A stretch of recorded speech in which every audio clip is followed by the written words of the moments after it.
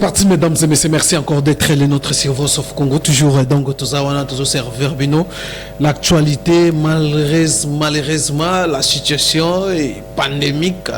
Na batam que vous allez permettre bien que na Kinshasa wa ba consigne za respecter ba kino ba donc telle mais la même ba mesure nyonso bazozwa pour que la propagation et ça le cité na Kinshasa concernant coronavirus Kinshasa traité ti baza ko mais la mesure même le gouverneur a fait la Kinshasa soit bazo sala na ndenge na bango quelque part aussi côté sécurité la police congolaise en tout cas côté na bango pe moi ma beza makasi mingi ba ko komisa ngo cop pour na bango bazo mona que non et comme pour na bango comme cop ba sali ngo cop soit quand bazo ko interdire surnombre na ba transport ba qui disent mais il y a des chauffeurs au bazo 18 bazole qui sa nombre prévu mais la police a d'autres kabamba les cas parce que système modèle il y a les cas sonné et Jesus makasi na période où il y a toujours trafic c'est période très difficile période moi quand même les sociales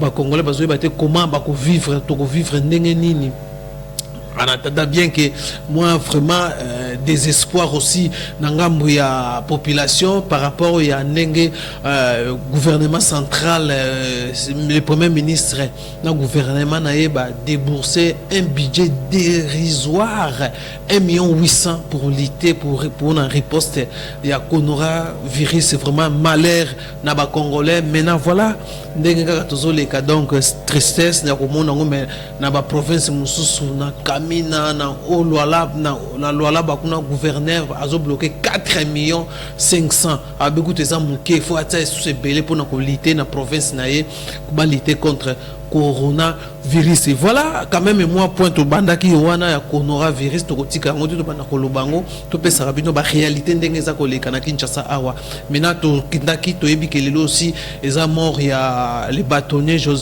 Jean-Joseph Mukendi le bâtonnier député national ya IDPS oyo auti ko rendre ama to kenda kutana bandeko ya IDPS bango pe ba pesa bazanga ki maloba te baloba ki na micro na biso so to condamné ancien président de l'Assemblée provinciale Ntingi et puis les ministres de la finance et la ville à Kinshasa l'ancien ministre de la finance de la ville à Kinshasa Guy Matondo condamné et puis Oli Lunga l'ancien médecin traitant il a fait Etienne Tshisekedi ezalika masolo to betaki na bango boyo ka bango ndenge balobi na négociement neza pas sipe mawa soki na zolo ba pas sipe mawa po Maître Mukendi azale nano avocat privé nanga ni nyoko nyoso kokanga nyoso na banda kokanga maende muto banda ko ya ko intervenir même oya suko kaimbi que son âme se repose encore une fois des ordres oya suka kanga kinga yende muto banda ko ya ko intervenir za pasi ezaliwa mena kokamwa soki batu ya Tito Muibi bazolo bakakufina ko tu ya Tito baseka moite ukola baseki mowe bozela Tito fimbo ya bakanzezo ya kobeta surtout na Muibi otia kitembe 15 millions monanité 35 millions monanité mais na kokamwa pe justice yango ya mboko oyo bozokanga ka ba simple exécutant bongo muto akordonaki ba travaux ya 100 jours bozo kanga été pona nini pona 200 000 pesaki la bino ba magistrat sauf qui n'a été coup de chapeau mais les autres en tout cas trop la récupération ina yo que Tito mokangie po muibi nae e monani mais ata kimi suka tozoeka Tito muibi ali jugité mais nazo regretté moi mokeba condamnation wana mutuneti nsingi asa écopé déjà prison pendant autant de je pense plus d'une année azongi saki déjà moi biloko etikala eka jeep moko la yas moko mais condamné 2 ans ezali vraiment passe Ce n'est pas parce qu'Azar est né le Kolangaï, mais ça passe. Mais pour Orly Lunga, en tout cas, Bakatele Pen Mouké. Ça, c'est un criminel tout fait. Mongo Abato Ebola, allez. Et puis, il est parmi les gens au Baébi Liwa Père Nabiso. En tout cas, Orly Lunga, il fallait Bakatela à 100 ans. Pas un criminel. Et mes impressions sont des grandes tristesses. De perdre un grand homme comme Batoné Mukendi, qui a eu à jouer un grand rôle auprès de notre président, le fait Etienne Tshisekedi Mulumba, qui est notre héros national aujourd'hui.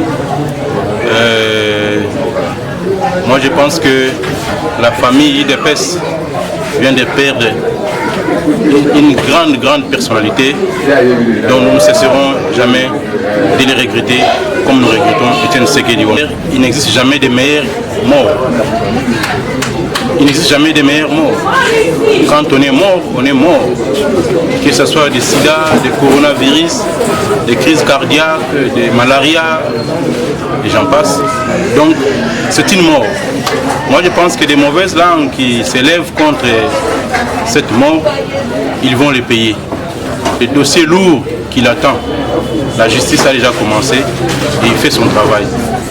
Très prochainement, vous saurez ce qui va devenir Félix Kaméré dans ces pays. Et d'ailleurs, je vous promets que l'INC disparaîtra. En ce qui concerne Orly Lunga, l'ancien ministre de Santé,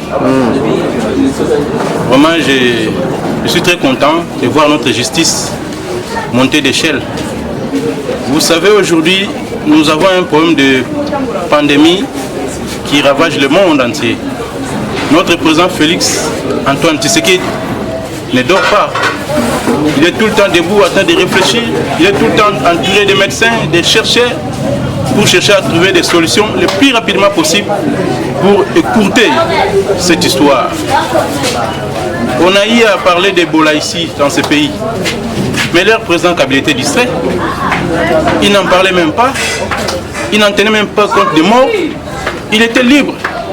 Et Orly Lunga, il en profitait pour détourner des argents destinés à sauver ces Congolais qui étaient en train de mourir chaque jour, chaque semaine de cette maladie. Voilà que aujourd'hui la justice est revenue à la raison. Orly Lunga est condamné. L'ancien ministre provincial des Finances, oui, il a 8 ans, j'ai appris qu'il a 8 ans de prison. Alors, si lui a 8 ans, combien aura Kimbuta, lui qui était son maître? Je ne saurais pas parler de Orly Lunga. Je préfère mieux parler de Kimbuta. La justice congolaise, nous attendons à ce que vous puissiez inviter Kimbuta aussi à la barre. Il doit répondre à ses actes. Nous en avons beaucoup de preuves dans ces pays, surtout dans la ville de Kinshasa. D'abord, tant que personnellement, qui est mort, il y a bâtonnier national, Maître Mukendi, et ça lui passe Makasi. Maître Mukendi azali cadre oyo na UDPS na moment oyo na ba difficulté na ba incompréhension na dichotomie oyo UDPS za ko traverser nango to ko perdre cadre le roi Maître Mukendi.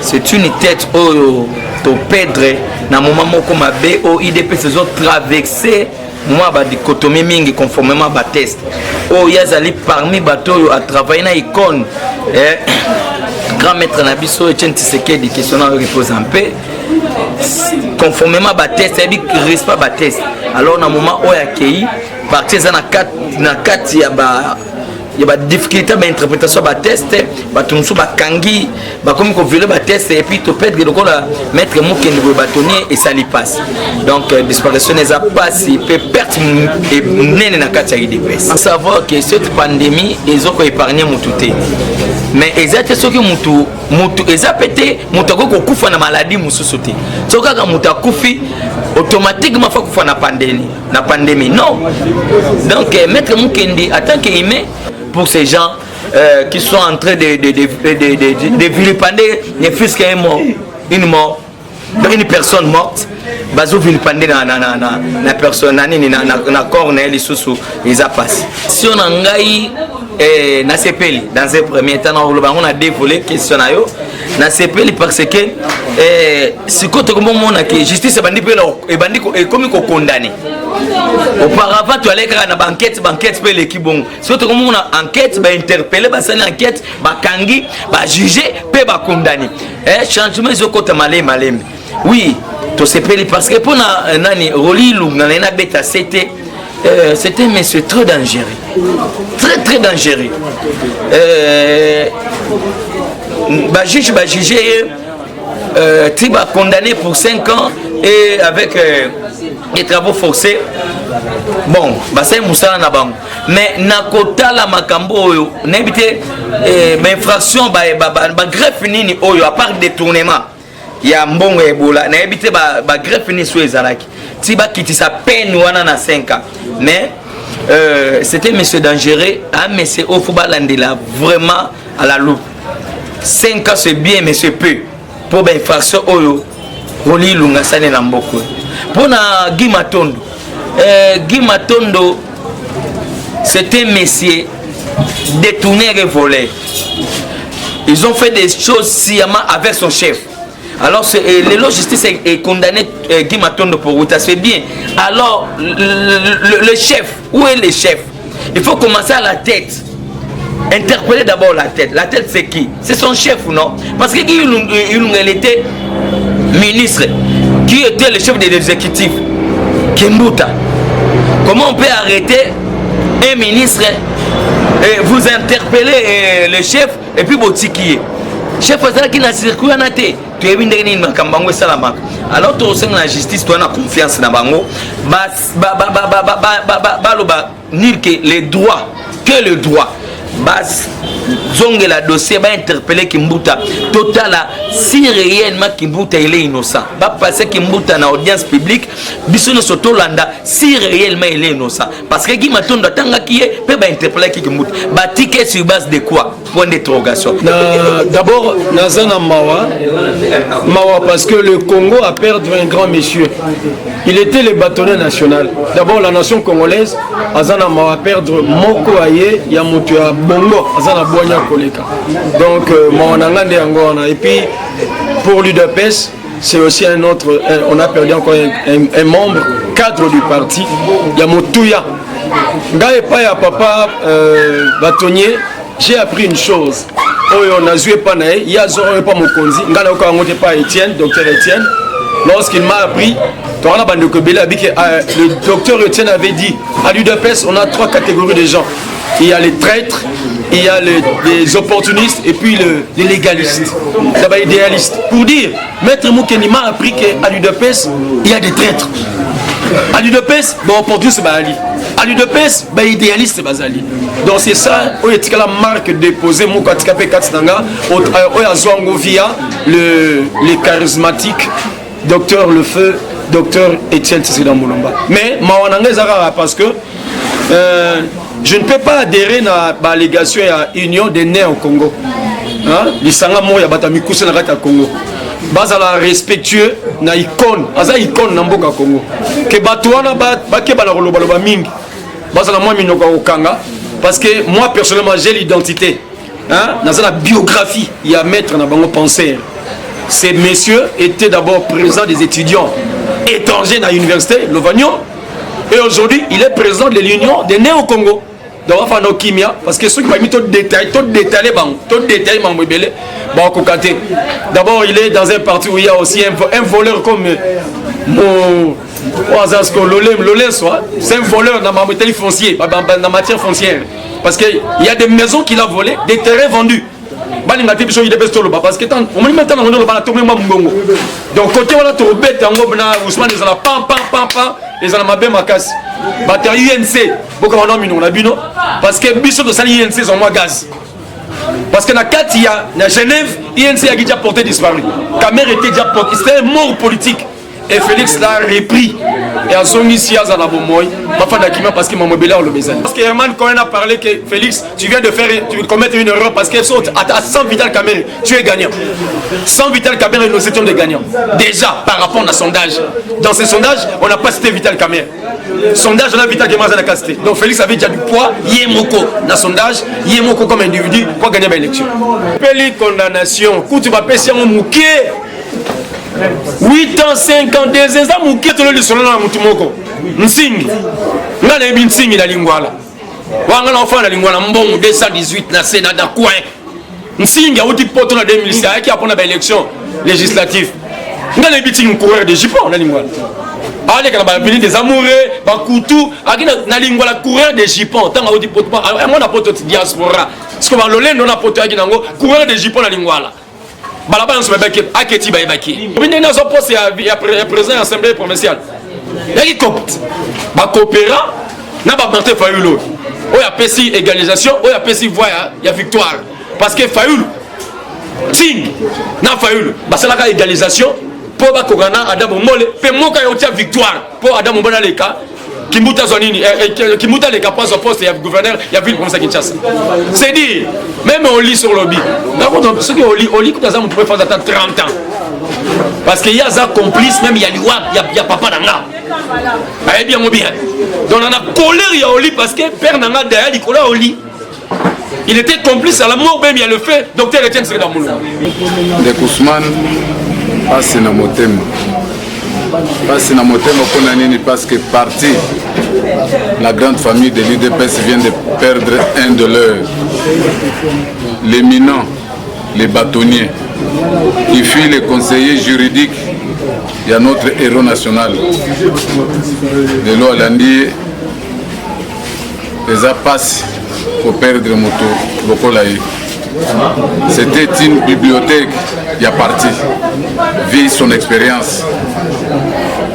Passe dans mon thème. Aujourd'hui, tous en a pouvoir, même si il est vrai dans l'ombre, mais il fallait normalement Azala vraiment à occuper. Bon, malgré il fut parce que Azal Stoza sous son été, à la député, élu député national. Mais dans le roi, je pensais qu'il y a pouvoir. Il fallait qu'il figurer. Même à dans le cabinet, il y a le président de la République, son Excellence, M. Félix Antoine Tshisekedi Tshilombo.